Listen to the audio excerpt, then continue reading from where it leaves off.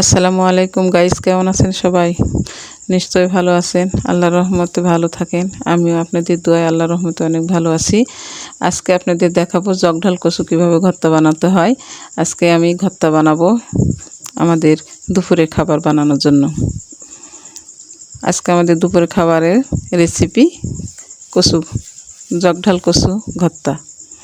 তো বন্ধুরা, আপনারা অবশ্যই খায়া দেখছেন যে জগঢাল কচু কে কী নামে ডাকেন জানি না, কিন্তু কচু যে বড় বড় পাতা হয়, যেমন মানকচুরি আছে, মানকচু আছে, এগুলো না, এটা জগঢাল কচু। এটা মুখ ধরে না, গলা ধরে না, কিছু হয় না, খেতে খুবই স্বাদ লাগে।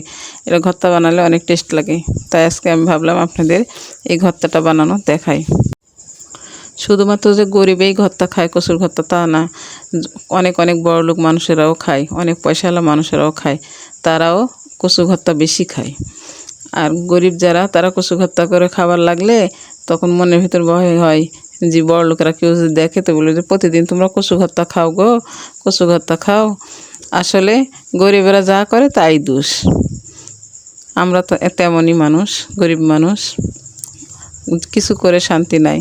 পাড়ার মানুষেরা সবাই বলে প্রতিদিন তোমার কচু ভর্তা খাইতে কেমন লাগে গো, প্রতিদিন তোমরা কচু ভর্তা খাও, ভাল লাগে।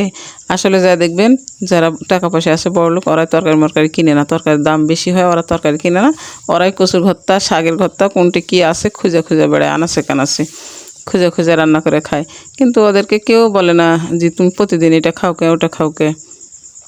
বলতে গেলে বলবে যে আমরা মাছ মাংস খাওয়া তো মুখে রুচি নাই, তাই আমরা এই কচু ভর্তা আজকে বানাচ্ছি খাওয়ার জন্যে।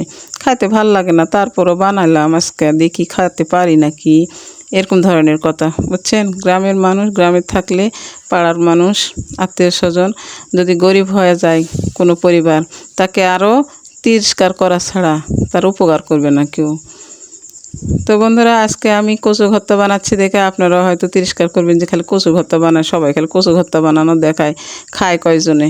কিন্তু আমরা অবশ্যই খাই কচু ভর্তা, কারণ এখন বর্ষাকাল, সব দেশে ডুবে ডুবে বর্ষায় সব কিছু তরকারি গাছ টাছ মরে গেছে।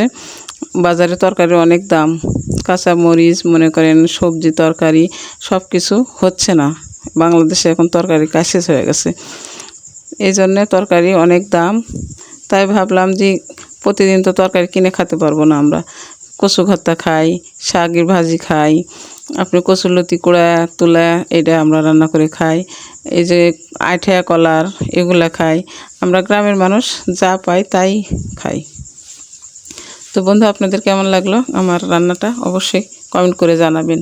সবাইকে ধন্যবাদ, ভালো থাকবেন, সুস্থ থাকবেন।